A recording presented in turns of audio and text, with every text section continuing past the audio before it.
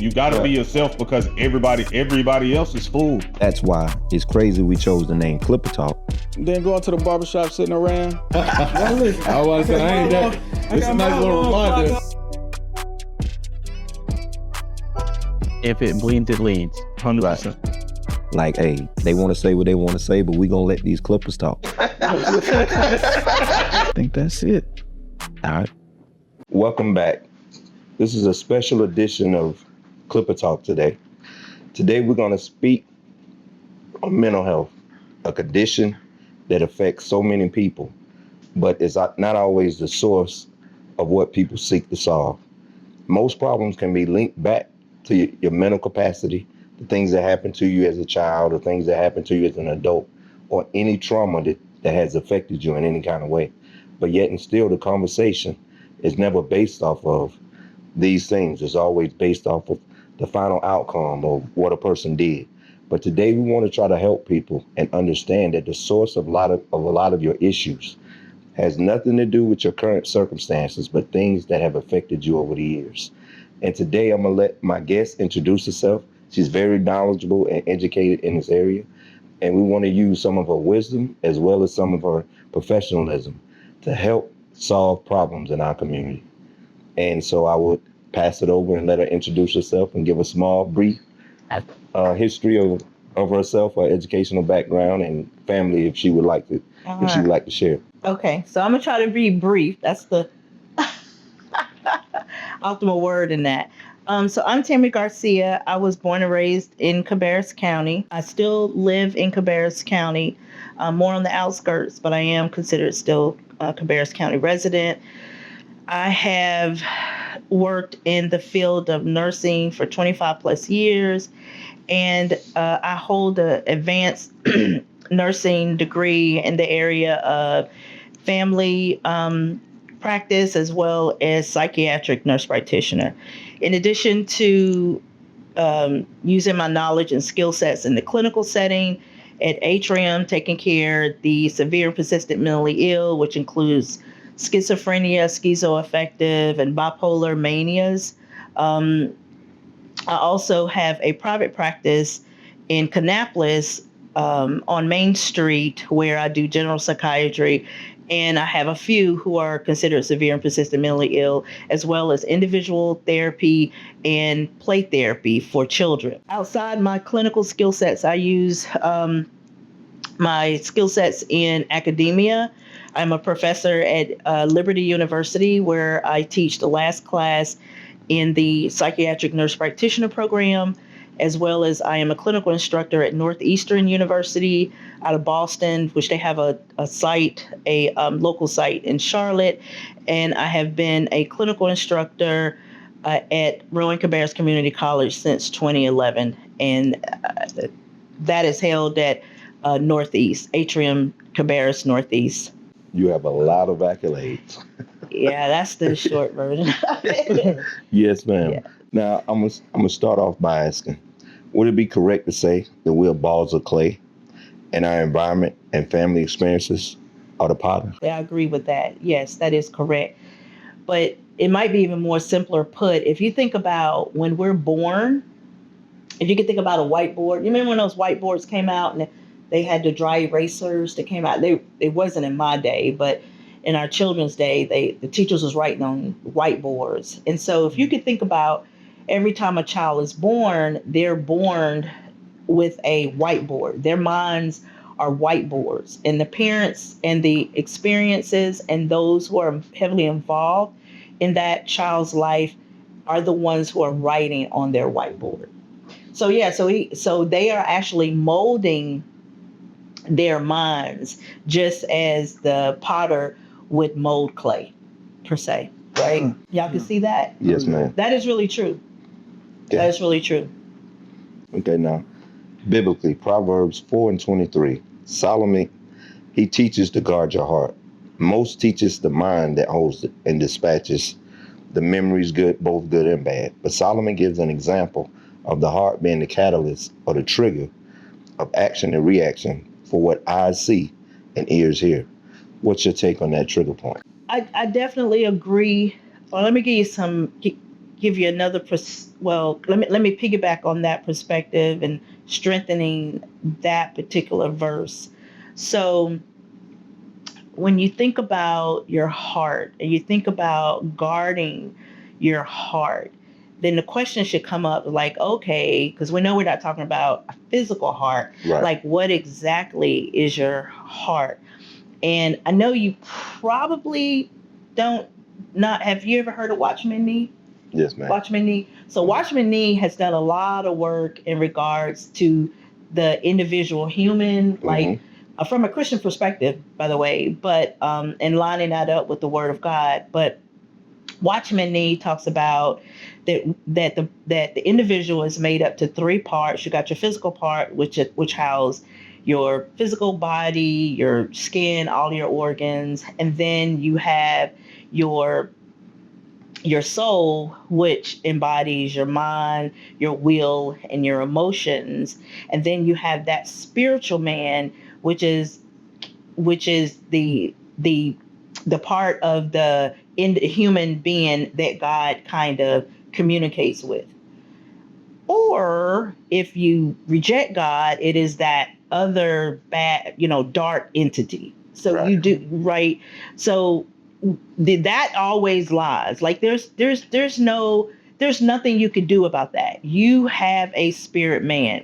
Your will get to detect really whose team is on, but your mind, which is included in your soul, that is the whiteboard that we're talking about. Right. When the person is born, they get this whiteboard. Yes, ma'am. And then when we grow up, and then we realize like, oh, well, wait a minute. I was traumatized. That was trauma. I grew up in trauma, or I was done wrong, or I was once you realize that you're going to give a response to that experience. Right. Follow Right. me so well. Like you're going to give a response to that. And it could come out of your conscious or it could come out of your subconscious. Because some people will respond to that whiteboard not even knowing that they're responding to the whiteboard. For example, that may be the individual who turns out to be a drunk or a drug addict. And you went to school with that person, or you grew up with that person. And then you realize, oh my God, what happened? Like, I remember he grew up, beside me. Everything potentially seemed okay. And then he just went to the left. You have friends like that, right? Right. You have friends like that. Yeah. So sometimes a person can react out of that mind, out of that whiteboard in their subconscious. When you're kind of like in the present and kind of start to connect to, one thing to another, and you're like not so quick to,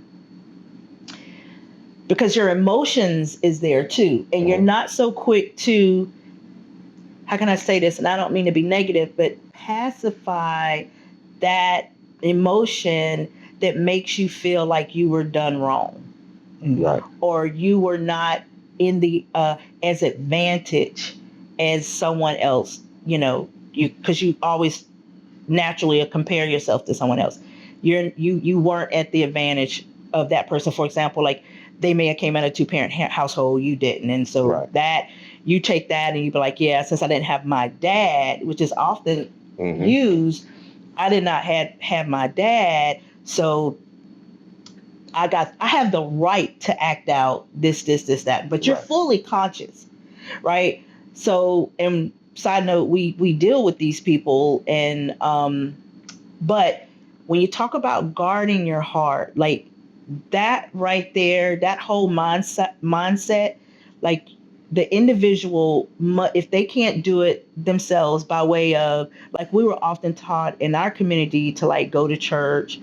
Pretty much that's where you get, that was your spiritual hospital. Right. I would say. Yes, ma'am. The church was our community spiritual hospital. And that is where we took our issues silently to church, because church and God was like the answer. But they never told us, well, how do you get that resolved at church. They just sent you to church. Right. And so there was like a missing communication to how to get to point to point B. You didn't negate that, but you just didn't know how to connect that, to tap into the power that they were suggesting that was there to heal us. Right. And so oftentimes, a lot of people who didn't have patience, they would just walk away from the church. Right. But for those who are able to connect and figure it out, maybe not the help of their parents, so then they start developing the emotional intellect to be able to, okay, and now you have these individuals who now have created resilience. And so these individuals are the ones who starts to pull away from the pack. Right. So now you have friends maybe back in your previous neighborhood who was at the same starting line that you both was raised by single mothers, or you both was in the same economical category. Your both parents worked in the mill, like you was at the same starting line, but you're over here and they're still back here. And they're relatively good people, good-hearted people. Right. And you guys might have had close relationships, friendships up until maybe you got serious with your partner or got married or perhaps moved or went to the army or something like that. So when you talk about guarding your heart, you're talking about maintenance. You're talking about being aware, being emotionally intelligent, maintaining your mindset, because we cannot change that whiteboard that we're born into. Right. That kind of sets us up for our future, really. Right. Really. But we can become emotionally intelligent. We can become aware of traumas. Right. And trauma is anything that you think that was traumatic. It's not like something that I say, oh, that was traumatic. It's based on your experience. So perhaps even though you grew up in a very nice household and all your needs were met, but because you didn't have a dad or because you didn't have a sibling, you were by yourself, that yearning for wanting a dad, or that chronic loneliness that you found yourself once mom might have went to bed and you were up late and you was constantly lonely every single day of your childhood, that was traumatic to you. Right. People on the outside looking like, hey, they got a nice car. Right. They have a swing in the backyard. People who had swings in the backyard, they were like hood rich. Remember that? They had swings in the backyard. They had swings in the backyard. It might have a couple plants on the porch. The house looked peaceful. But there was that child constantly every day being lonely after his mom went to bed so she could get back up to go to work. And that was traumatic for them. Right. And then we look at them and be like, well, what was so bad about your life? I wanted to be you when I was a kid. So it's about the individual experience that they can deem that such and such, this and that was traumatic. Guarding your heart really addresses maturity. Right. Maturity in emotions, accountability, right? Mm-hmm. Understanding, understanding how you got to that feeling, right, or that perception, addressing it and then maintaining it, right? Right. It's not about guarding my heart as far as like, oh, I'm afraid, being hyper vigilant. Oh, I'm afraid someone is going to hurt me. Let me push everybody away. It's not about that. It's about maturity, right? And becoming healthy in your emotions, healthy in your soul, where your mind, your will and your emotions lie, making, better decisions. But you can't do that until there's you grow into that. Right. Yeah. That was kind of lengthy, but no, it's very much needed. But because it added to like the way I guard my heart is I monitor what I see. Meaning, like Tony will tell you some people be talking about TV shows and things of that nature, and I'll be like, well, man, I can only watch one thugged out show at a time. I don't want to I don't want to fill myself up with too much at one time. And then we raised our children on knowing that when they went to other households, they may have heard music or they may have seen movies that they knew they couldn't see at home. So we kind of use that definition of guarding our heart by little ears. I heard the pastor that I listened to, Omar Thabo, he was talking about be careful, little ears, what you hear, and be careful, little eyes, what you see, which are the instruments that feed our soul.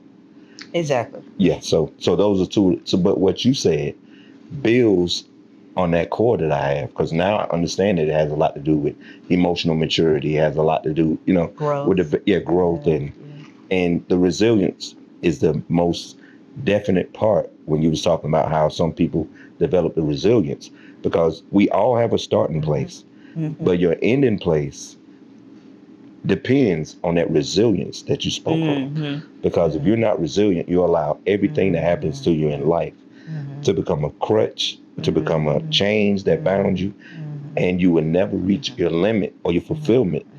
And we see it in society today. I pay a lot of attention to body posture. I pay a lot of attention to, just the speech and the words that people use. And listen to people, I'm going to say 60% of the people are trapped and they don't know what has them trapped. And on the outside looking in, a lot of people point the finger over here and think that that's the problem when, a lot of times it's mental health. It's the things that happen to you in your youth that you won't let go. It's the things that the bullying, the friends, the people picked at you. And we talk about this a lot.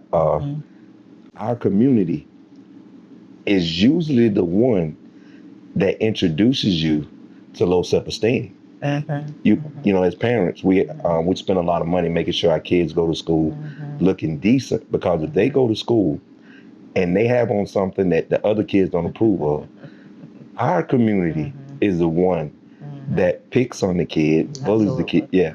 And a lot of people deal with those issues. I see it all the time. People are overcompensate the fact that they didn't have much when they were little, and by spending 60% of their income on clothing and jewelry and cars and fixing up the outside, but never fix the inside. Yeah, and I think I have been guilty of that too when I was raising my children with the girl, because I so identified with some things. And so, but yeah, that definitely naturally happens. And that individual, that overcompensates, a lot of times is not as emotional aware to the point that they can seek help to address their traumas, but they cope with that feeling of historically, that feeling of being inadequate by, okay, it's not going to happen to you. Right. So I'm going to spend my light bill money on Jordans or, or whatever it is. And even if you're not spending your bill money, it's definitely a financial burden. You might be sacrificing like your hair money or whatever it is, but it is a financial burden to dress that child. But really, you're putting a big old Band-Aid on your issues, and you really kind of creating an issue. You're setting the child up sometimes for disadvantage in how to deal with the outside stressors. Right. It takes a little bit more effort to help the child to accept themselves and love on themselves in that present day. Right. Right. The child, the 15, 16-year-old who are going through hormonal changes, and now they have acne all over their face, right? And they can't see past tomorrow. So they think the acne on their face, like that's going to be there forever, right? Like I thought that was going to be forever, but no one told me that there was a period that when you go through this maturity spurt, that the hormones are increasing in your body at a very rapid rate, and these are just the outside signs of it. Right. Instead of like saying that, like, oh, so it's a biological change. Like, yeah, it's like a biological change. Like, back then, like we were grew up watching Superman, like how Superman changes and what, like, yeah, if you think, Right. like that's our area. I don't know what they're really looking at now, but if someone would have talked to me like that, and I think I'd have been like, oh, okay. Because when the acne did go away, like at 20, and I was shocked that the skin, but instead of kind of doing like educating the child, and giving them facts and things that they can take that can fortify their self-esteem, we'll just like, okay, here, let's go to the mall and get you clothes. Right. Yeah, it takes a little bit more effort. Yeah. So it's kind of like we're gonna clothe you on the outside and make you look so good that people don't pay attention to the acne. Right. It's like Putting a Band-Aid on. Yeah, put a Band-Aid on it. Masking Like you're it, yeah. shielded from the world, but really you're not. Right. The acne's still We there. see you. You like 6'2" and at 15. Yeah. Like, like we see you. You just look good. You got Jordans on, but Right. but we do see you. Right. I mean, so the most places that our children outside our home spend time at are church. Maybe some in my day it was church. A lot of it's a hit and miss today, and school. So there are, like in church, I feel like we lack the teachings that help our children to connect to the word and be able to take that word and then the word actually do become weapons, because they taught us how to utilize that word. Right. Like there's like there's nothing there. And then when we get in my day they weren't, but now they're in school, and so now that curriculum is totally different now, but it does not, there's nothing there that addresses the self. Right. It's nothing, there are no classes there, although there is a rise on teen suicide, especially since COVID, throughout COVID and since COVID, teen depression, anxiety, to the point of OCD. All of these disorders have increased in our teens and our children, but there's still nothing there to address it. And having them go see a school counselor, which is their answer and their response, it's just not enough. Right. It's not enough. Right. It's just not enough. A lot of family issues, such as sibling rivalry, not being extinguished by parents or guardians, bullying of peers or adults in authority, are just two of the many scenarios that affect self-esteem and confidence, but have long-term effects on his behavior of his victims. There are many more, but what can be done to curtail those moments? Like, what can we do to control those moments and not allow us to become victims of that and overcompensate in other areas of our life? That's a loaded question, because the response is going to be one that someone would have to make a choice. Okay. Meaning, those are real issues. Those are all big issues in our communities. Always have. And how we got there, I feel as though because our parents had to work. Right. And we were kind of left to survive, even if we were at grandma's house. Right. There was a lot of self-governance. We had to, because we were outside. Right. And that outside politicking was a little bit different than what went on in the house. So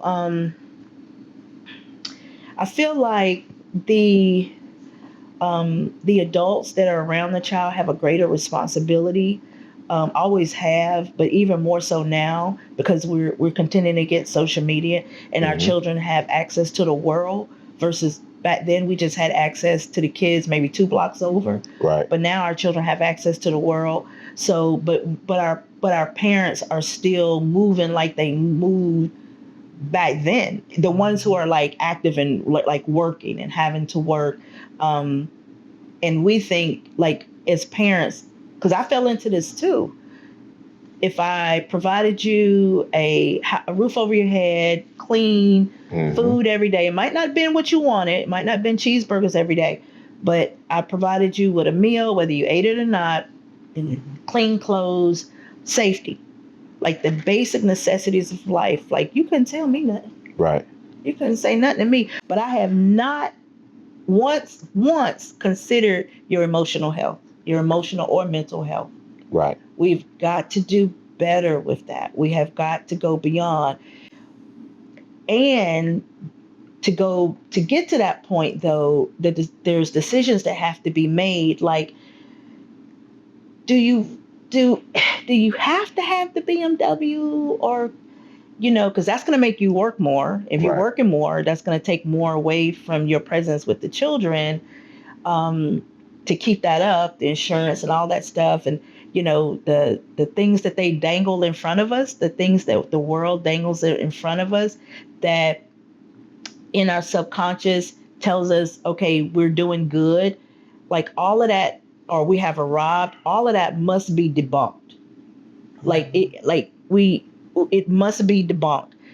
I watch a lot of videos on how Africans, like, not even in the modern cities in Africa, I'm talking about in the villages, and how their interactions are with one another.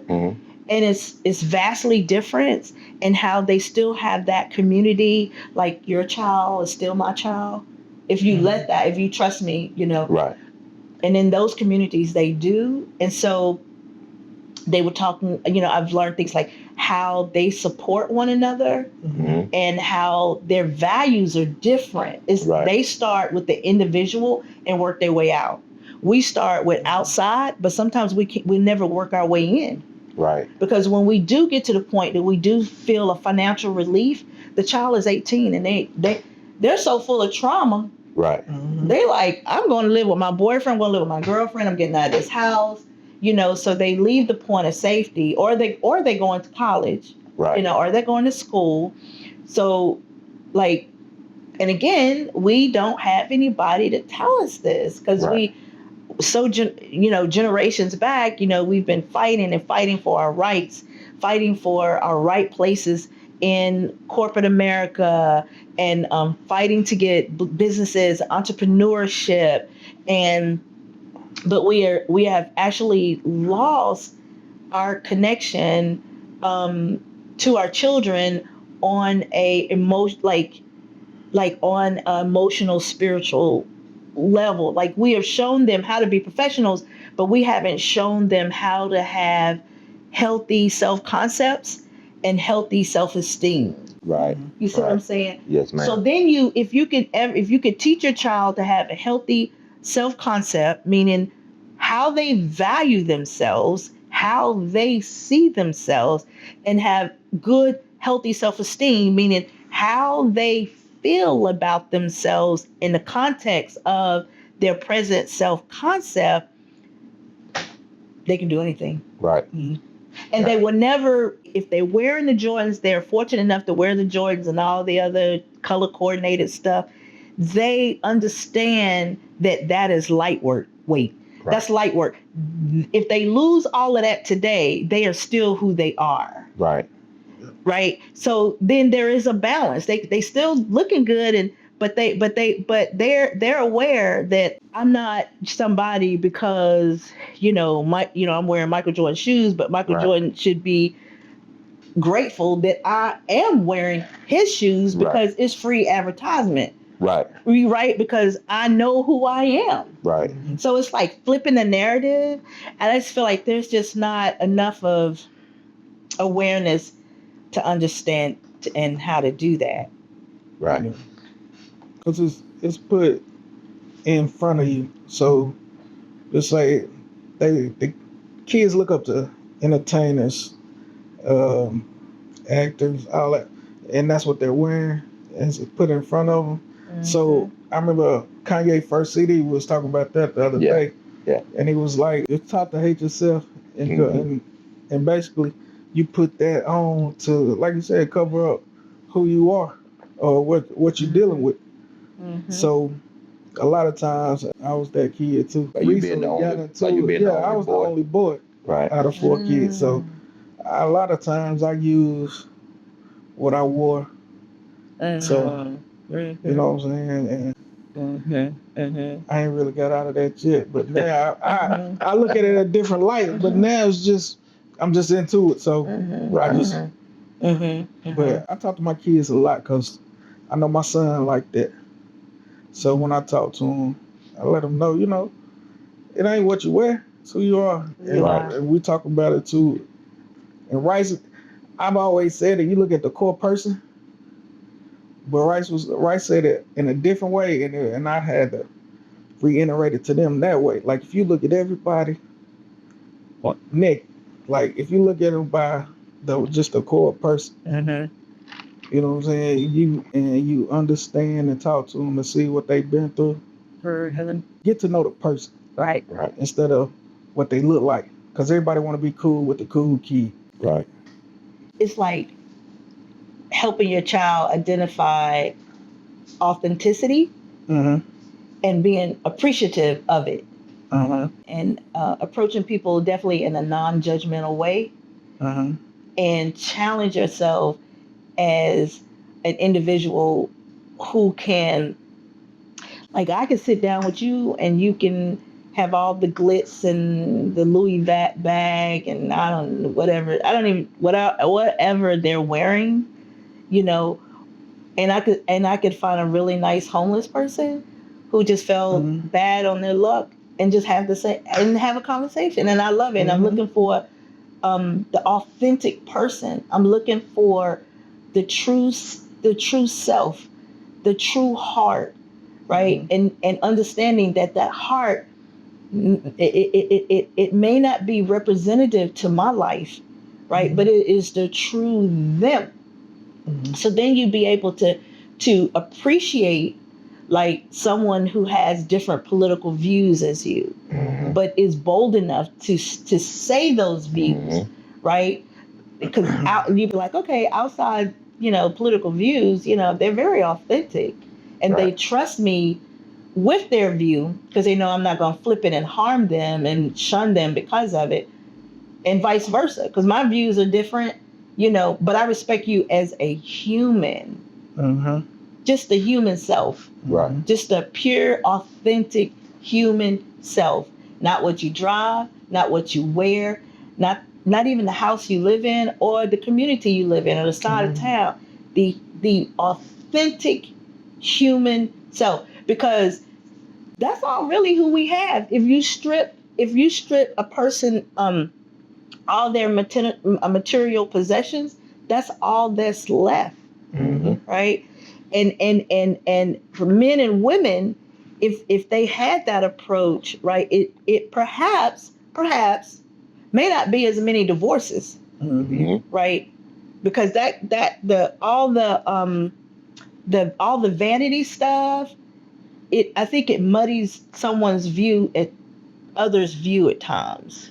But you kind of need that to kind of attract people. It's like a double-edged sword, because sometimes people are really attracted to that. It's hard to find people who appreciate, the authentic self. Yeah, it is. It's hard. It's all like, oh, you're a deep thinker. Like, no, you're shallow. You don't think deep enough. Right. Right. You're too shallow. But yeah, that can go down a rabbit hole. So I'm just gonna stop right there about that. Some people say that you're controlling when you into yourself like that, and you controlling. This is me. I'm responsible for this life that I live, so I can't let others affect and change who I am. I can't let life and situations change who I am, because at the end of the day, if you all believe in the Most High like I do, you're going to be judged for that. So I can't sit in front of him and be like, I did such and such because Tony made me feel this way, or I did. No, it's being held accountable.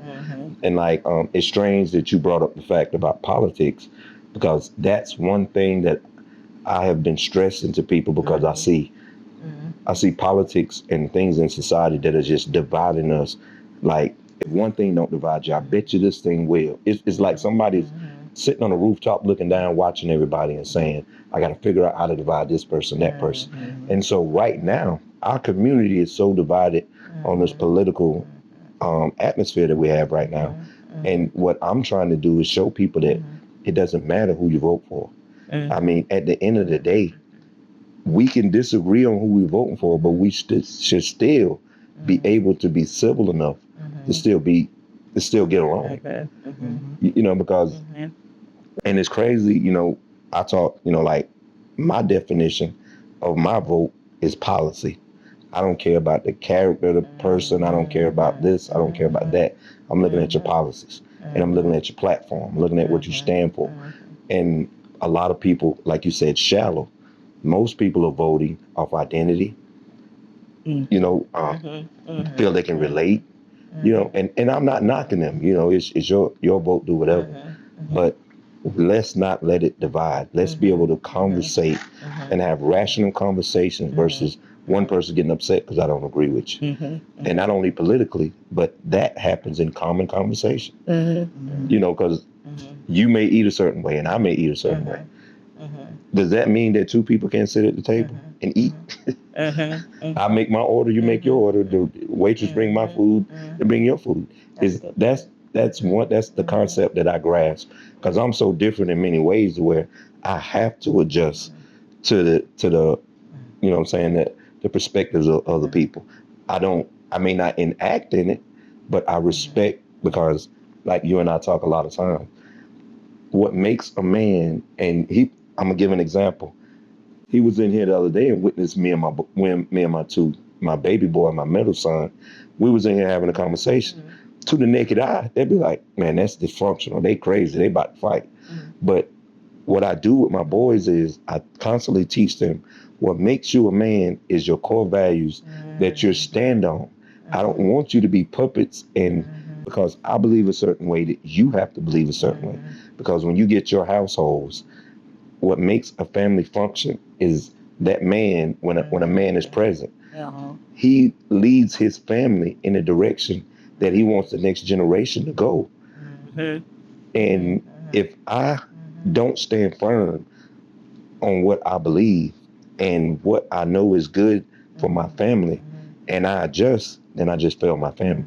So the conversation that he heard was, we was having a conversation and they would argue their points, but we argue our points with respect. You know, you're still my son, I'm still your father, but I give them the right to argue their viewpoints. And I do this for the simple fact that if my son is erring with his vision, I can tweak it, but he can still stay on that path. You know, not changing who he is, but just making some adjustments, make him better, to give him better vision so he reaches goals sooner. And, you know, so like, I feel that is an imperative part that our community needs to start accepting. Like, everybody's different. We are snowflakes in the eyes of God. And uniquely made as we are, we cannot customize everybody to our viewpoints, to our ways, and our morals and our values. My goal is to get my children to the throne of God, and stand before him and say, I find no fault in you, you may enter. And even though they may take different paths in life, the core is what you said before. We got to get back spiritually tuned, because we have become a people that is like spiritually gumbo. We take our views and try to redirect what God intended, instead of taking God at his pure word. And a lot of us are spiritually sick, which turns into disorders. Like, you know, it's like if germs get inside the body, it changes the health. And spiritually, we're not healthy, and it's pouring over into our mentals. We, you know, looking at America as in a nutshell, America has become a gumbo of cultures, ideals, and I'm gonna say man serving. And so in serving man, we've built up people that idolize it, that we idolize, and these people have no substance. And our children are following these people who have no substance, and they're leading our children over the cliff. And it's hard in the household If you don't catch them early, it's going to be virtually impossible by the time they're 16 and 17 and they're filled up with so much of the world. It's like a cup. If I fill it up with the world and I pour a little bit of God in it, it doesn't mix, oil and vinegar. So we're now doing, our communities is the result of us allowing our children to be filled with everything but our core values and the Word of God. That was powerful. That was powerful. You said a lot that could spin out. Civility is a whole topic on another day. Right. Us being like snowflakes, which can equate to sheep. Right. Which another topic on another day. The fact that we are against one another, and the point that I have to that is there's the old war tactic, divide and conquer, that still stands today and is very, very effective. And and a scripture that I refer to with my grandson is that evil is always around us. Right. We have the responsibility to practice discernment to identify that evil. And it's that evil that will always be trying to divide us as an individual, whoever your positive connections are, really be trying to divide yourself. That's the fact about spiritually sick. If you're spiritually sick, that means your emotions going to rule, right? Your emotions going to rule. And then a lot of times you will see over emotional people, and included in that is over emotional men. Right. Over emotional Black men, which is not a good sight. It's not a good sight to see that. Right. We are seeing overly emotional Black men who are very weak in nature, mentally and physically, both. But it doesn't take much to get their emotions all out of sorts. One could argue the fact that that's why we have a lot of killings and black on black crime. That's a whole nother subject on another day. But I do feel like we have a culture where in America, our men are just too emotionally, emotional. It's a lot for them. And their pride and ego prevents them from humbling themselves and getting help. And you will see it in barbershop talk because Black men, if you put some truth out there, they will be defensive. And those are defensive mechanisms that you kind of you mentioned. I can't remember the term that you use, but you'll be able to catch defensive mechanisms. When you catch those defensive mechanisms, especially with barbershop talk, you gotta just let it go. Right. Because now it's like you're poking at the bear because they're in emotional. You're all in the soul realm, but their emotions have top. Like your intellect is up here, but their emotions up here. So you got intellect fighting with emotions. It never works. Right. And you can do intellect, but you can never have intellect and emotional part. That's gonna emotion override every time. It's not gonna profit it a whole lot. Right. But anyway, that's a good decision where let your nay be nay and your yea be yea. Just walk away. Right. But that has helped me in my adult, like in my 50s, because I can honestly say that I've matured more in my 50s than I did in my 40s. Right. Because in my 40s, I spar with you.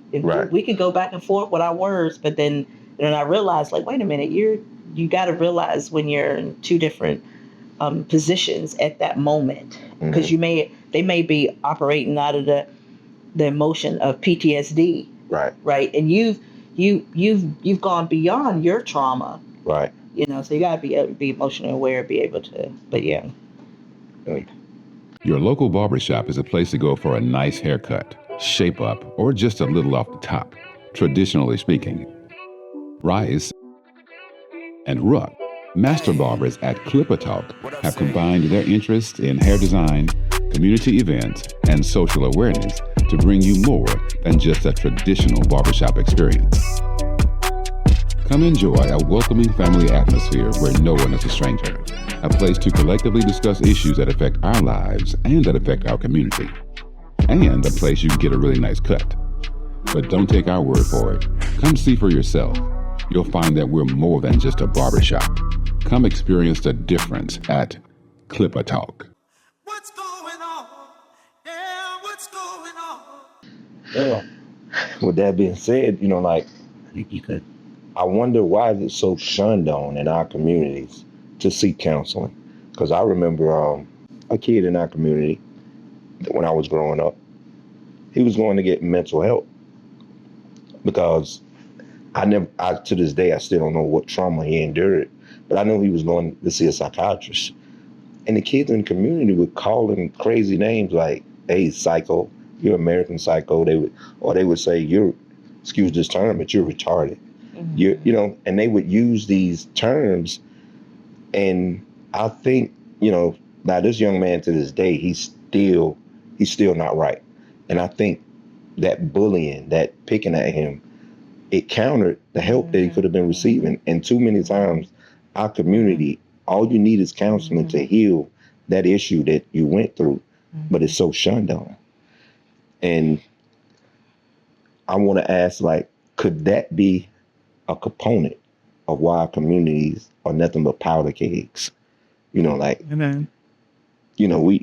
All it takes is one incident and our community explodes. Like, rather than it being a man, two men have had a bad interaction.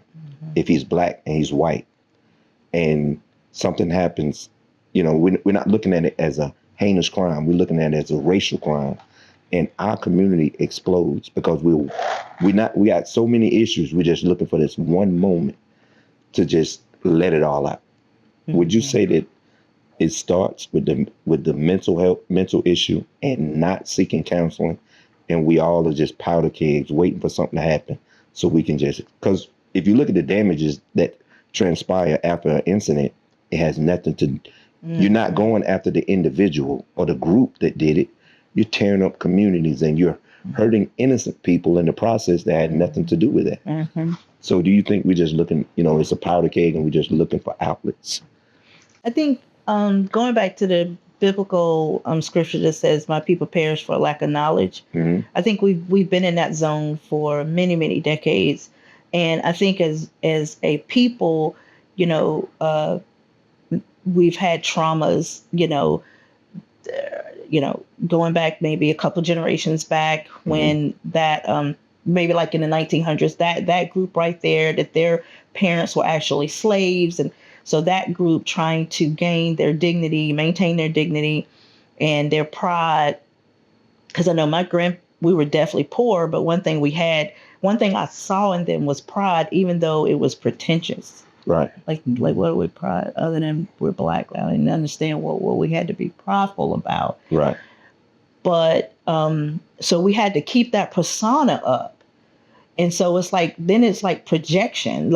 So then we had to don't things that go on in this house, stay in this house. You couldn't talk to nobody. Like that was a rule. That was like a African American. If you were in the United States, that was a rule that we all lived by, but it did not make any sense. But we all abide by it because that was so. So it was like we were indoctrinated from early on, keep our mouths shut and suffer in silence. Right. So if you were being molested, you held that secret. And there are some people today who's never talked about it. They're grown, really grown, and they never talked about traumas of their childhood because it's so filled with shame.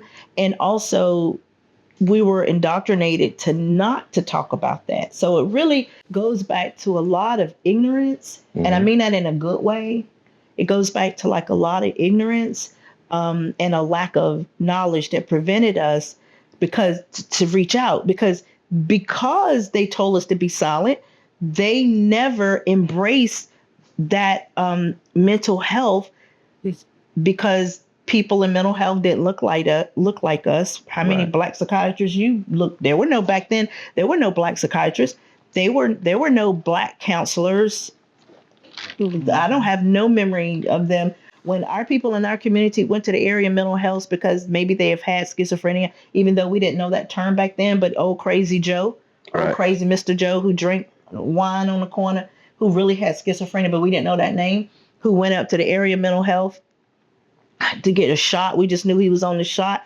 Like there was, they had to go because they had encounters with the law. Right. But to everybody else who didn't cross that line, who maybe didn't have schizophrenia, but we definitely had major depressive disorder and we definitely had an anxiety disorder. Some of us had quiet OCD traits, strong traits that look like OCD, which is still in the family of anxiety. It's like anxiety going to the left. And we had PTSD, which we definitely didn't know we had PTSD. They didn't, our parents and our grandparents never embraced that community. So we did not even have the idea that there was help out there to help us in our mood. Only help that was introduced to us as a people was the church. Right. Right. And there are some incidences that there were traumas created in the church. Right. Right. Right. Back in our day. Back then, you get pregnant as a teenager, you had to go and confess your faults in front of the whole church, and the church had to accept you back into the fold, which was not biblical. Right. But that was done. That was very traumatic for me. I was pregnant at 10, and I had to do that. So my second teenage pregnancy, I was like, I'm not doing that.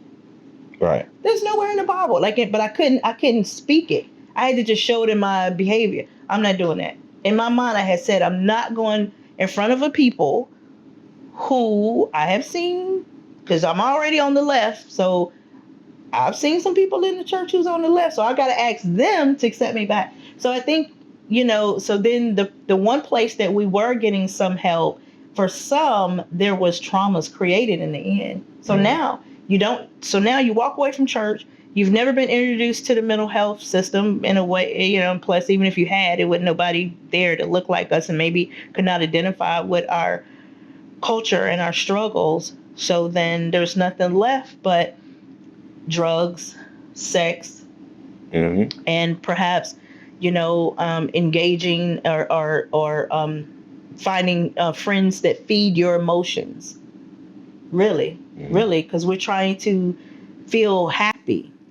Again, we never was taught about self-concept, self-esteem, how you're made up as an individual, what makes you a human, what are the components of being a human, how to change things that's totally out of your control.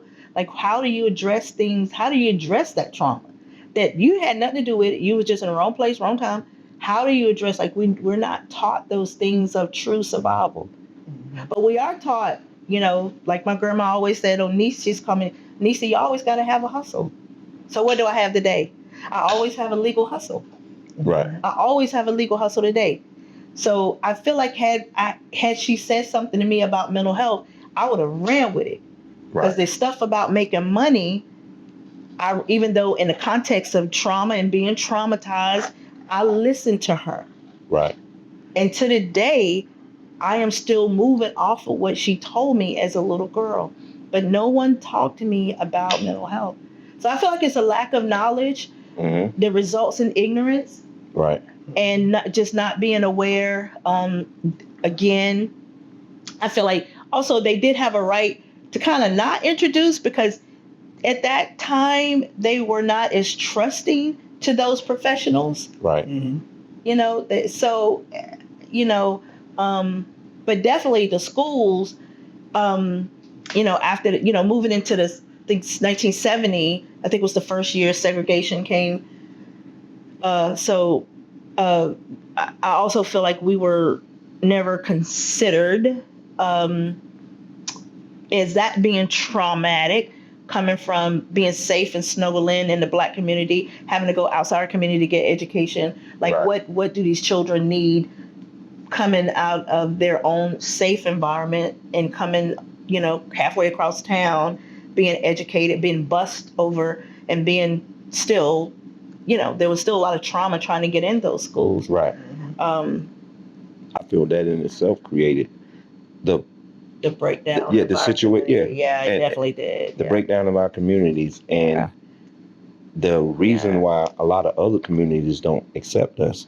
The law forced people who had been separated for centuries together, instead of allowing you seeing me work here for a while.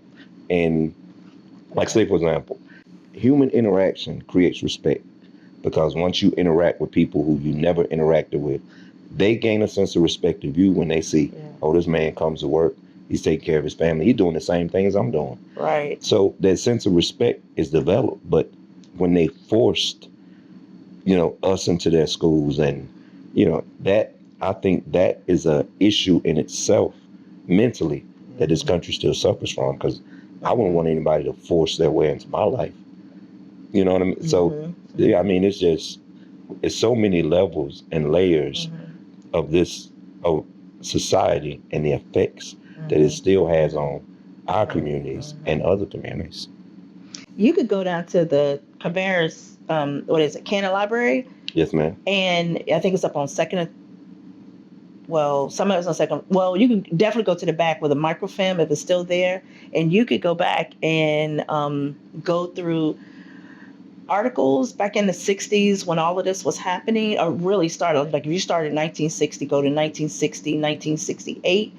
Like Logan School was always in the paper. Like we had a little small section, but like we were killing them in academics. Right. We were killing them in the band. Right. And we were killing them on the football and basketball court. Right. Like it is literally there in black and white that you see this excellence on the continuum in the context of being educated by people who look like us and in our community. But then one will argue, oh, but we didn't have books and we didn't have that. I don't know. Listen, I don't know about that. But whatever they did have, when they went to competition, they won. Right. And they didn't have any books. I don't know. But whatever they did have, they improvised. It worked. It was sufficient. It would suffice. So, yeah. So, and they had carpentry, of course, home ec. They had brick mason. They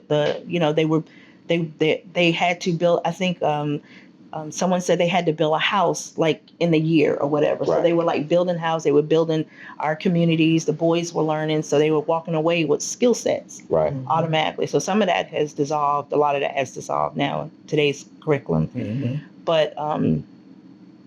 But yeah, that's one of the bias for us kind of ideologies. But to bring it back, we as a people, even though we're not getting what we kind of need as support in the school system, because we're spending most of our day hours, our children are spending most of their day hours, their good hours, they're spending their mornings there, which is when your brain is really ready to absorb new material. That is spent in someone else's hands. So we got to find some way to counteract that. We need more professionals to be more sacrificial of their time, giving back to the community. Right. To give the ones who don't have, the parents and, the mental healthy parents or the dad in the home, give them an opportunity to increase their knowledge about how to improve their self-esteem and self-concept. And that is pretty much the basis of if you fix that, if you could kind of help support that and fortify that in the individual, they'll take off like a rocket. That's all they need. They will take off as a rocket, because if they don't have that, the whole time they'll be trying to protect ego. And that's where you get a lot of projection. You get a lot of pride. You ain't gonna talk to me in any kind of way, Right. And then, you get pew, on a live, so, but if you just really go to the basis of who we are, who am I, and how do I feel about myself? You address that, they all sit racist. Right. It's really elementary, but yeah. I say all the time, we have discussions and people want to argue about But that curriculum that we get now, man, is so much greater. You know, the kids are learning more than what we learned. And you know, I say it, and I'm not saying it from a racist standpoint, but I'm saying it from as examples of our community that the world has seen that made people understand that we're more diverse. We're better than what people say we are. We would never get, I strongly believe we'd never get another Malcolm X, Martin Luther King, Marcus Garvey, W.E. Du Bois. We'll never get those type of intellectuals and those type of people with self-esteem that are willing, that can stand neck and neck with anyone and still maintain their integrity from the current school system. Because back then we taught ourselves. And you learn more about yourself than what they're teaching them. Our children aren't learning anything about themselves. And if we as parents, like you were saying, if we don't fortify them at home about the greatness that you are, then a lion doesn't know he's a lion when he's taught that he's a mouse. And he would never survive as a lion thinking that he's a mouse, because the strength will be subdued by his own mindset. Right. So as a man thinketh, so is he. Right. So if he's really a lion, but he's thinking that he is truly a mouse, but he's a lion, he is self-induced. Right. It's self-induced. So yeah, and these are all, it's very simplistic in theory. Right. But it really takes a community to make a huge impact. Right. But we have to start where we have control, which is like in our households. And you know, I have some access to the community with, like, you know, with my clinic and my agency. Like you know, I don't have a lot of boys, but I'm starting to get momentum, some traffic with girls.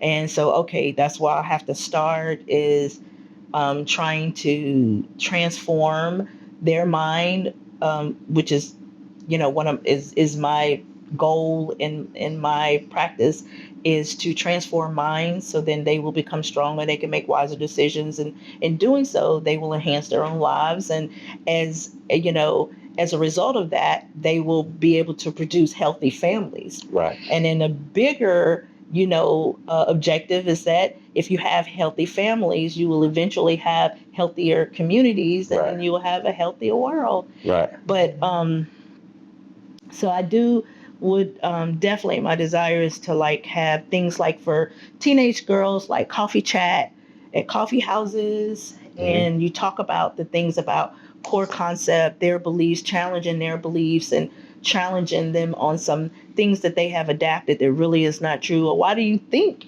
that you don't measure up? And can you share with me who's your bar? Like, who are you comparing yourself to? Let's debunk that picture. Right. Like, who are you comparing yourself to? And if you can find the monster and help them fight that monster. Help them tear down that monster in their minds, because so as a man thinketh, so is he. That's like one of the easiest scriptures you can, but it is so impactful. Right. I mean, think about in your own lives, like, you know, being in high school and being impressionable and thinking that here you in high school, really, if you be honest, there wasn't a designer out there that you could put on that you still didn't battle in your self-esteem in silence. Right. There, you could be back then. It was Polo. Right. Nike was big in my day, so you could have Nike, Polo, and back then you could switch. You can switch it up. You didn't have to be all in Polo, and you would still be in front of that mirror looking at that acne, and because you had acne on your face, but you had all this gear on, you still felt low. Right. Right. It's all internal, and it's all like your mindset. And there's something called a theory of plasticity. Are y'all familiar with that? You need to look at that. It's neuroplasticity. So it actually backs up. So as a man thinketh, so is he. Right. Because that's why you need to speak. So in therapy, not to get too off, but in therapy, positive, quote unquote, positive self-talk Like, I don't know where, so that's a feature under cognitive behavior therapy, CBT therapy, which is the basic therapy that you would go to. So like if you wanted to go, let's say I'm going to therapy, you would be going into cognitive behavior therapy, CBT.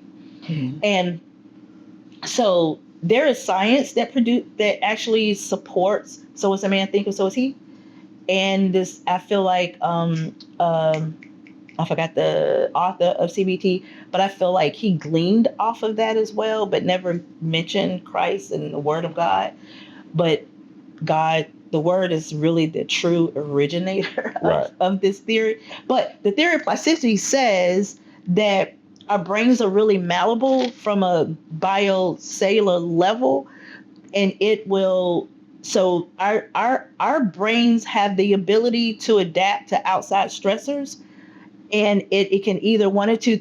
So the theory of plasticity says that your brain has the ability to make new neuronal connections and strengthens the ones that are already there. Right. So blessings follow me to the point that they overtake me. I truly, truly believe that. Like, I just do believe that. No matter what decisions I make, I just kind of believe that. And so that in your brain will pick that up.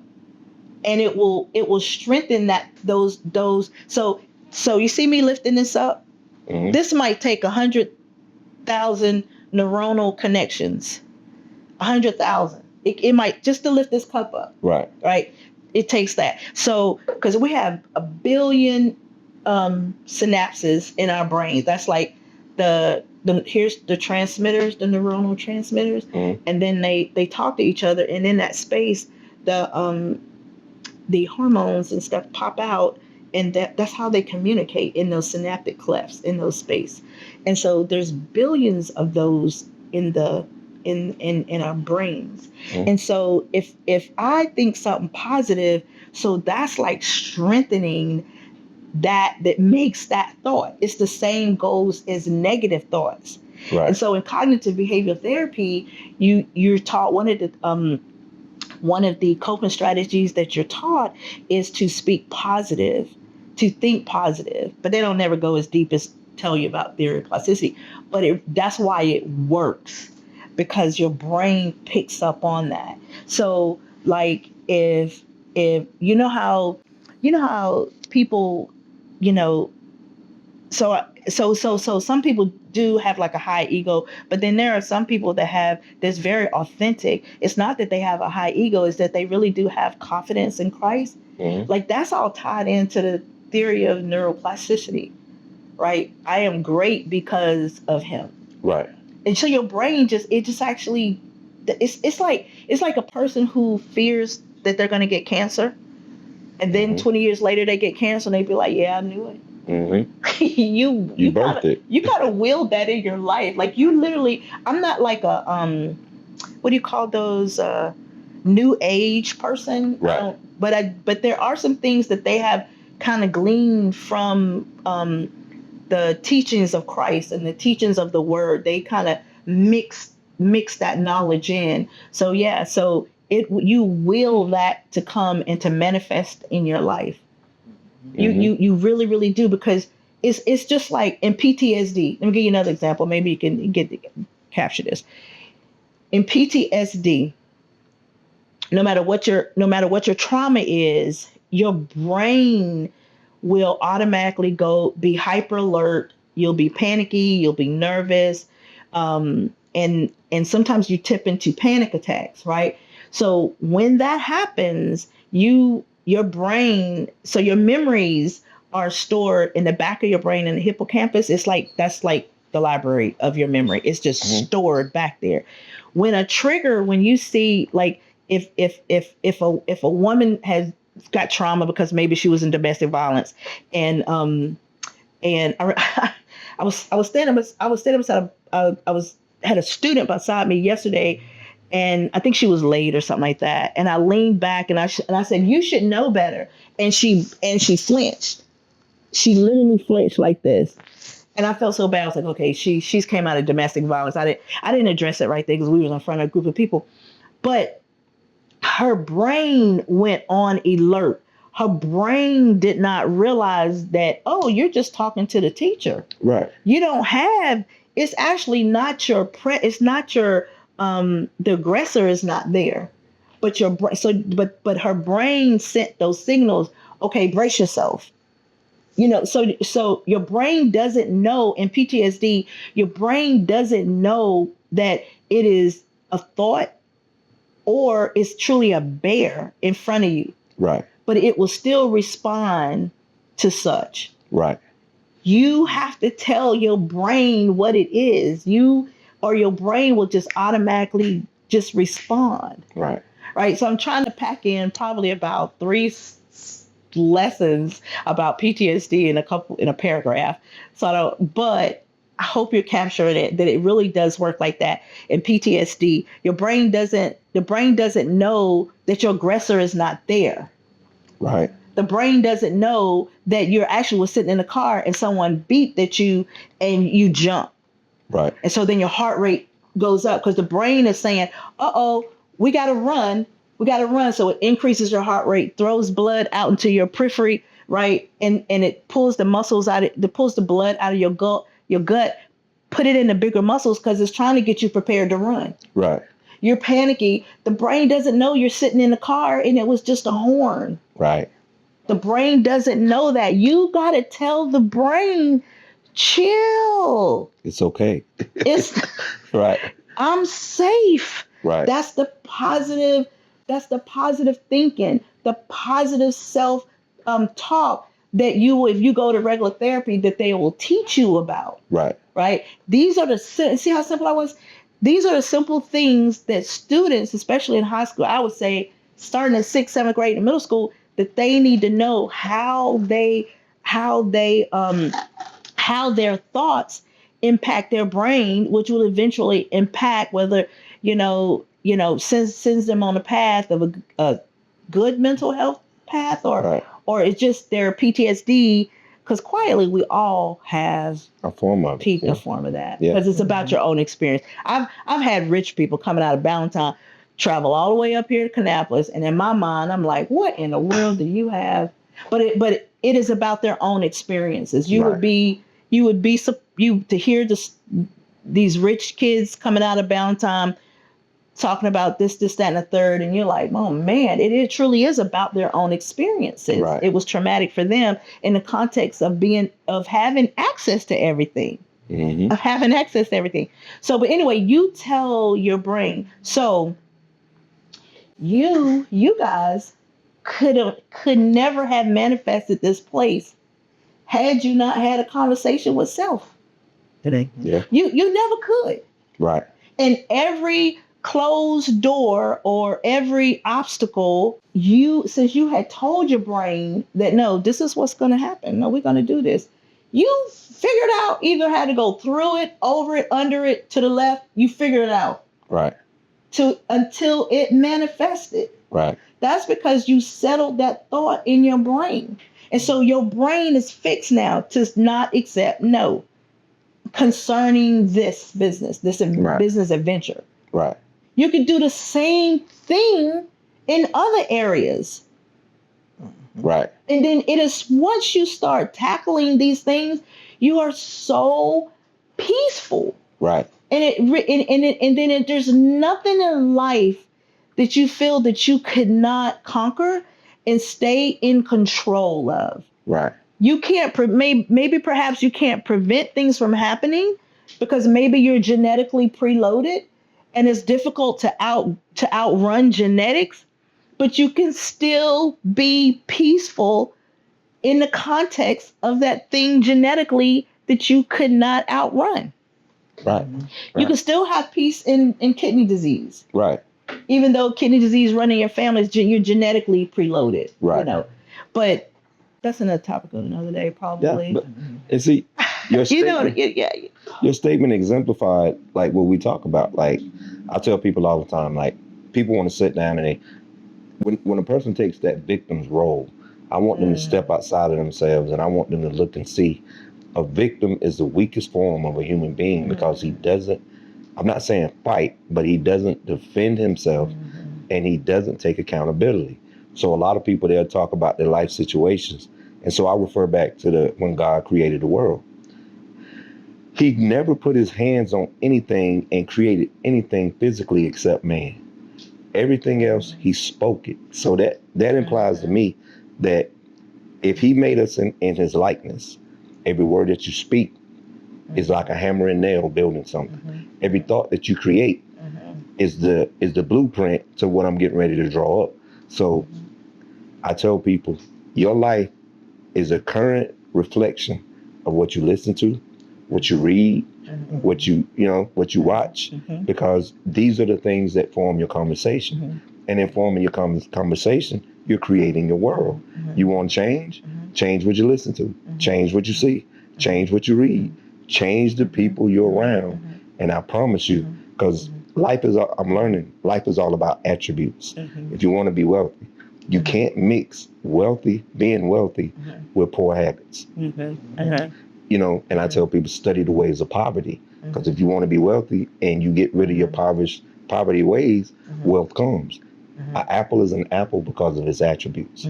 And if I get an apple and it tastes like an orange, that's the freak of nature. So we're all walking around freaks of nature, reaching and grasping and wanting things, but we're carrying on too many attributes of the things that we don't want to be a part of. So, and I can speak with my personal experience. When I developed and I started paying attention to what it meant by the word was when I came into Christ, the first thing that you have to do is you have to renew your mind. So renewing my mind transformed my life. I changed how I thought.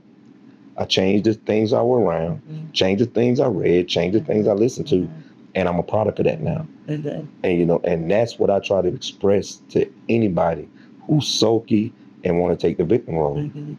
First of all, forgive that person that victimized you, because you've given that person power of your life, and that person's not even thinking about you now. Whatever they did, and they've gone on with their life. But you are bound, we have apprehensions. I don't want to be in a dark room because last time I was in a dark room, somebody did something to me. So you're letting that prevent you from going forward in life because you're trapped in that moment. Forgive that person, forgive yourself, and move on. And it started with me. I had a comment. Two of my childhood traumas was death, and of course being the only child. Now, my parents got a divorce. They were going through the divorce process, during my early teenage years. The most vital years of my life, and I grew up thinking, man, they got along great before me. So, a lot of children that are victims of divorce feel like they're the victim because our parents were doing well before we were born. Nobody ever I didn't know about the personal issues that between a man and a woman or a husband and a wife. So I dragged that into my adulthood. Then at the time when I was going through that, I lost my great grandmother. Now I'm already prone to not caring, to not allowing myself to get entangled with other people because of being the only child and that loneliness. And now the only person that I confided in died when I'm going through this trauma. So I grew up hating everything. I was just filled with so much hate and rage to where I didn't want love. So it came to a point in my life where I'm looking at like I got kids now. I got to fix myself. And so my oldest son by my wife was born, and I'm just trying to figure this thing out. Like I cannot let him grow up with the issues that I have. I got to change me so that I can start something different and make sure that this young man has the best life that I can offer. So I had a conversation within myself that I thought I was having with myself, but I guess it was with my spirit, and my spirit being connected to God. It led me to my great grandmother's grave. I had never visited her grave since she had deceased. So before I sat at her grave, it was like a switch went off, and tears just poured from I couldn't stop crying. But I had a conversation with her, and I had a conversation with God at that moment, and a burden was lifted from me. And that man that was then, I don't even know him now. So I'm saying like it was an unorthodox way, the way that I healed myself. But I learned the process in that was, number one, forgiveness of both me, and forgiving myself and forgiving the victims. I mean, the ones that I felt did this to me, which I couldn't blame God for my grandmother, great grandmother dying. She was elderly. So in saying that, I developed to the point where I was mad at God and didn't even know it. So I was rebelling against everything that he stood for. And in that conversation that I had within myself, I had to admit my wrongs, and I had to focus on the wrongs that were done, which gave me accountability. And the third step of me getting here was when I just gave it to God, and I was like, I can't bear this anymore. Like, fix me. I'm broken. And those were the steps, the unorthodox steps that I used to heal myself. And and to this day, I'm just thankful. And that's why I try to live as close to the word, if not all the word that I can, because for that deliverance, I owe him. And that's the principle of what I stand on now. People, some of my family, they don't understand why now I reach out to them and I act like it's today and I never reflect on yesterday. If they begin talking about yesterday, I change the conversation because I'm learning you can't live in two spaces at one time. Either you're going to live in the present and go to the future, but if you continue to go back into the past, there is no present, there is no future. You just pause time. And did the other person pause? Can I fix it? I can't fix it. So the best thing I can do is be a better man today than I was yesterday, and just make every day of my life that way. Like, I hope that yesterday's gone. So today I got to make sure I correct whatever I did wrong yesterday and be better. And that's the principle. And that's my outlook on life now. And I try to project that to other people. Sometimes I don't get in depth and explain it the way I am now, but I always tell a person like, hey man, that was yesterday. If we could change yesterday, you know what I'm saying? We some bad people, but you can't. And if people can't see you for who you are while you're in your healing process, you don't need that person around you. You need to refortify yourself with positive. You can't refortify yourself with people telling you what you used to be and who you are. Me and my wife moved to Charlotte, North Carolina with 5 small children by ourselves in one day, because we didn't know it at the time, but it was something spiritually that was taking place. We both said we wanted to break generational curses. And you can't break generational curses if you're in the midst of it and they're watching people continue to do the things that are wrong, but have been deemed, man, it just is just the way our family is. So we do, not saying anything negative about family or anything like that. It's just things about us that we don't want to accept, that's not right. And we just keep passing it on from generation to generation because, it's what we've always done. And I can honestly say that being led by the Spirit, listening to the Spirit, those changes created a generation from the same generation to where I'm watching the works of God in our children's lives. Because not disowning my family, but my children are so different from, and I'm not speaking down on anyone when I say this, but our children are so much different. And it's not because of me and my wife. It's because we gave them back to God and we allowed the space and the place for him to do these things. Right. So a lot of times it's just something we're talking about simple. It's something just as simple as separation. It's something as simple as saying, in life I'm learning there's 2 examples that each one of us set, and that's what not to do and what to do. And so I'm a disciple of watching people and saying, hey, he did that was good, and I practice it. If I see somebody, and I'm gonna say this from my own perspective, I became the father that I am by seeing men make mistakes in fatherhood. And I said, I'm not gonna do that. So that's one of the principles that I live on, is everything that I see is an example for me. And I'm gonna take on your good and I'm gonna leave your bad.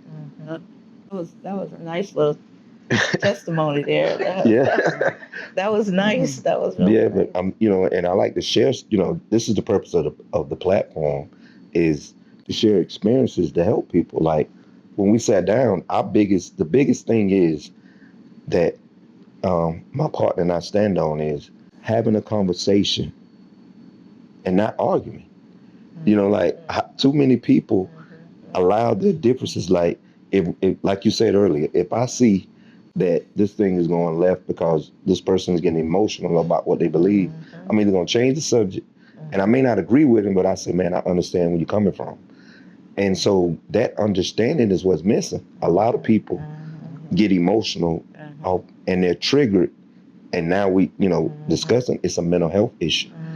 Like me and my partner always, we preach this to people. Like we'll have a conversation, and I can see the person getting heated, and I'll be like, hey man, egos are for the gym and sports. That's the only thing that a man needs an ego for. If you're using your ego all day, every day, you got some self-esteem issues. Like you're hurting in some areas that need fixing. So that's some of the principles that I live off of. And another thing for our platform is, like, we want to get, like what you were saying, community involvement. You're now involved in the community. And we want to use our platform to also advertise other businesses that are in the community that people don't know about. So if you want to take this time to give the name, the address, and, just some of the basic services that you offer, feel free. Thank you. So the name of my business is called Synapse Wellness and Counseling. And the reason why it is called Synapse Wellness and Counseling is because my treatment is geared towards strengthening those synapses, those synapses clefts in your brain that helps strengthen your neuronal pathways or create new ones. And I do that through talk therapy, which individual therapy, medication management, and play therapy for children, because it's somewhat inappropriate to put a 7-year-old on a couch and say, tell me how you feel today. And they're not even aware of really who they are. Right. So in that, play therapy is utilized. The toys become their words. And so the play therapist is able to look and pull out themes, but the child who's given the opportunity to play in a safe space can actually work out their own issues. So there was a blessing for our parents and grandparents making us go outside all day to play, because we were actually able to work, even though there was some traumas, we were still able to use play as a coping skills to the point where we wouldn't lose our minds. So I utilize play therapy for the children, and then I also serve adolescents, and through that, forms of talk therapy, art therapy, music therapy. There's all kinds of therapies that can be utilized for adolescents. So it's not just always talk therapy with them. And so again, my whole objective in my practice is to transform mindsets, kind of like what you was referring to in the context of salvation, which is like more moving into maturity from that just a new creature in Christ. Right. And when you're able to start transforming your mind, then you're not like a new creature in Christ no more, because the next step is moving in power. Right. So salvation, transform minds, and then power. But that's another subject on another day. Get back over here. But yes, to transform minds, like I kind of explained earlier, and how that will strengthen the individual to be able to care for their families in a more healthy way, and that tends to go on generation. I accept Medicaid. I accept all of the 5 managed care plans that North Carolina offers, in addition to Partners Medicaid, which is the catchment area of Cabarrus County. Rowan County is via Health Medicaid, so I accept them as well. And private insurance, Blue Cross Blue Shield, Aetna, MedCalls, United Healthcare. So I accept all the major insurances as well. I'm on the internet. You could just really probably Google my name, and that's gonna Tammy Garcia in Kannapolis, and the business will pop up, and you can be able to go to the website, and then it's a link on the first page that said "Let's talk," because that's my true invitation to you is let's talk, let's have a conversation, and then there you just put your name and send that inquiry in, and I'll contact you.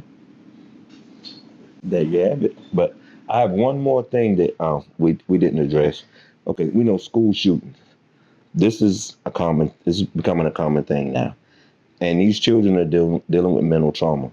Now, as parents, we allow our kids to go into these arenas. They're going into and you never know who that child is that may be the set it off kid.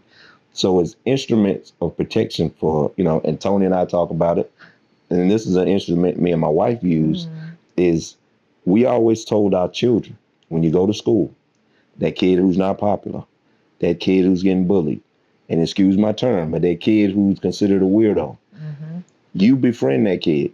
Give that kid a pack of potato chips, take him an apple, give him a drink, be friends with this child so that if this child were to go off, you'll be one of the ones that are spared. They might allow you to leave or whatever. And these are some things that I think we as parents, we need to project into our kids' life, like the ones who everybody else is picking at. Be friends with that kid. Even you being friends with that kid, and I'm gonna use this example of how it works. Our daughter, our youngest daughter, Rachel, she was at school, and it was this kid, nobody sat with him, nobody talked to him. So she took it upon herself from some of the things that we had taught her, and she started sitting with this kid. Some lunches she would sit with him, and the kids would be like, why are you sitting with him? And she's like, everybody needs a friend. She began to have lunch with him, and this kid had a medical issue, which he's never been around other children for long, and he hasn't been exposed to other children. But the impact of her, because a lot of kids are drawn to Rachel, so the impact of her being friends with him, he now has friends. And the crazy thing was his family was so appreciative to where, and it's a white kid, his family was so appreciative to where they would come and pick our daughter up all summer. And they're like, where you want to go to lunch, Rachel? And they would just taking her to lunch. They would, and it's crazy. They would come and pick her up and just want her to hang out with their son. It was crazy for us to sit back, but that comes from a good place, because if each one of us was to take on that type of mentality, a lot of healing would take place, because this kid now, his health is becoming more balanced. He still has the issue, but he's active. We see this kid doing what normal kids do, when before it was like, if it was a room full of kids, he's the one that's over there in the corner by himself looking sad. But now he's just as happy. He's, his confidence is where it needs to be. He has friends, so I'm saying that, like, school shootings, there's no way to prevent mental mishaps, but there is a way to decrease the chance of it happening by some children need to take on the responsibility of, I don't care what you think about me, that's a person too. I love that. Amen. And I probably will never forget your daughter's name, Rachel. I will never forget. Now, I ain't going to remember y'all names, but I'm not going to forget Rachel, because what you just did was taught or are teaching your children how to minister to the Samaritan. Right. That, I've never heard it put like that. That is so impactful. I mean, I literally bring tears to my eyes that she's able to duplicate that without even understanding the power that she has tapped into. Remember what I just said? Salvation, transformation, power. Mm-hmm. That's where, like, your family is at. Like, you guys are able to tap into that power that brings upon change. That's another subject on another day. I'm not getting off on that. I do want to just throw that plug in there. That is so powerful. And those are actually the people who I am, like, the atypical people, the not like weirdos or people who's never been understood Right. or misunderstood. Those are the people who I mostly like gravitate to. But I never thought about teaching my children to do that, but I can't identify with Rachel's friends' parents because I feel like my grandson is that way. Like people who befriend them, like I'll go, oh, where are you at? Georgia? That's fine. I'll come to Georgia and pick your kid up so they can Right. go to lunch or go Right. skating together. Like I will do whatever because he has befriended, Right. my grandson. But that is just so beautiful. I'll never forget your daughter's name. Yeah, and it's crazy because like Do it like Rachel, y'all. it's Because crazy. you subsequently will do it like Christ, like Right. like And that's who she is. Yeah, Like, yeah. and we can't take credit. We just teach what he give us, and it happens everywhere and not only her, all of our kids have done it, but that's the most recent situation. Cause like, wow. Our middle next to the oldest son, it was a kid being bullied while they played football. And he stood up against the whole team against those people. And the same thing happened with that family. Like I had to literally tell this white lady who had came to my house to get my son she was just coming and getting him and we didn't even know, and I'm like, this weekend, and she was downstairs and I think it startled her to hear a black person speak that aggressive towards her. But I was like, I'm sick and tired of this woman. Like we want to spend time with our son sometimes. She was coming to get him like they kidnapped our son. Yeah, but him and that kid to this day, that kid came out of his shell because he was always picked on. Wow. And he's now, if he hasn't graduated college, he's on the verge of graduating college and he's living a normal, functional life. Wow. And I tease my kids. I'm like, man, I'm sick of y'all bringing these weirdos home.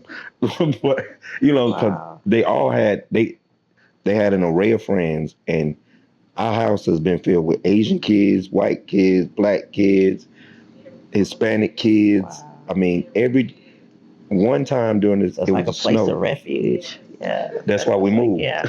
That's why you moved. Because we had it snowed, and kids' parents were bringing them to our house while everybody, no work, no school, no nothing. We had 22 kids in our house that we were feeding and entertaining during a snowstorm. Wow. And I just thank God that He changed us. And Tony's witness, them kids, some of them kids, from 16 to about 22, 23 years old, on their way home from college, they stopped by here. Sometimes with the clothes still in the car, hadn't even went home yet. Wow. And they come in and they laugh and joke with me and Tony, and Wow. and it just feels good to know that godly principles being led by the Spirit. And Yeah. I'm a father, but I'm not just limited to the children that I have. Wow. When you become a father and a mother, God gives you that title because now you have the duty to see that child going the wrong way. And this is what me and my partner do all the time. Whether, we do it different ways. Like some kids, we'll laugh and we'll joke with them. And you may look at it like they're picking on that kid, but that kid is smart enough to respond to us. So we've tapped into him, like how they laugh and they joke with each other. It's two young boys that come in now.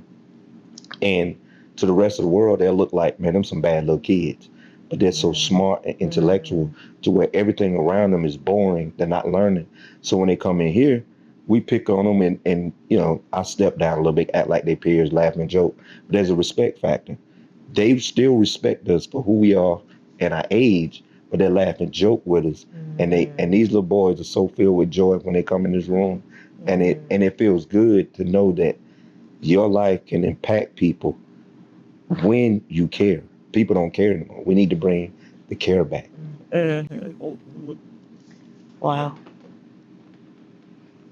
Tony? You want to speak on before we conclude? You got Tony can take us out. Yeah. I'm just enjoying the conversation.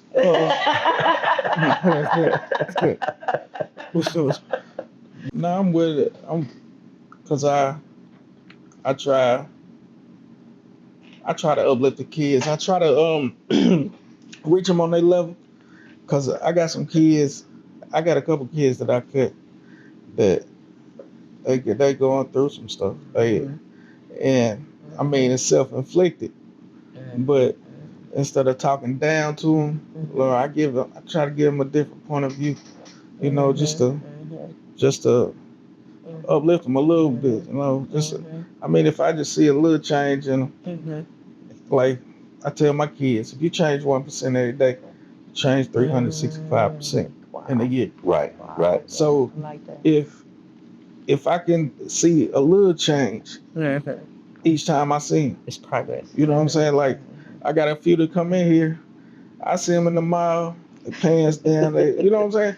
But when they step in the barbershop, right before they come in the door, they pull their pants up. Like the language will change. Like so, I mean, it's just that's what we do. You know what I'm saying? That's our focus.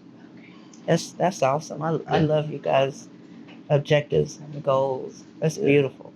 I mean, I'm a product of men taking time out of their lives when they were broken to make sure I didn't have the same issues they had. So I'm a strong believer in you reap what you sow. And a gift, you know, we said it before, a gift is not a gift if you don't give it back. So it's like it is the hot potato for me, pass it on. And I'm gonna piggyback on something you said earlier. Like one of my favorite books that I read, and I don't read a lot of books, but was Think and Grow Rich, Napoleon Hill. And I take that, it's not as far as financial either. I look at that at every point of my life. Like manifestation, you think it. So in one of the chapters they were saying, you know, you write down everything. So what you want to be, and that's something that you look at every day. You manifest, you read it, you look at it. And I tell my kids, I've been telling them this since they was in middle school. You know what I'm saying? Like you can't achieve a goal without a plan. Right. So you just make sure you plan and you speak positive every day. And go on with. That's biblically sound too. That's Habakkuk 2 and 2. Write the vision, make it plain. They that read it will run it. It's Habakkuk 2 and 2. That's all biblical. There's nothing new under the sun. No, it's not. I Solomon Ecclesiastes. There's nothing new under the sun. Yeah, and it's just in life. You know, sometimes me and my wife are talking, and I make the statement: life is far more simple than what we perceive. It's simple. We make it complicated by mental issues, self-righteousness, pride, and I can go on and on. The list continues, but we need to do a self-evaluation each and every day to keep dragging these things into the next day that make us unproductive. And I want to thank you for taking time out on your Sunday. Yeah, you're welcome. Brian told me that he couldn't be here because he had to play drums at church. Yeah. So I'm like, I feel bad in a way that we took you out of service today. But I promise you that this will service people, and I pray that God's anointing on this word, that it touches and resonates and changes lives. Yes. And we want to thank you very much for taking time. Thank you for having me. Thank you both. Thank you everybody for having me. Yes, ma'am.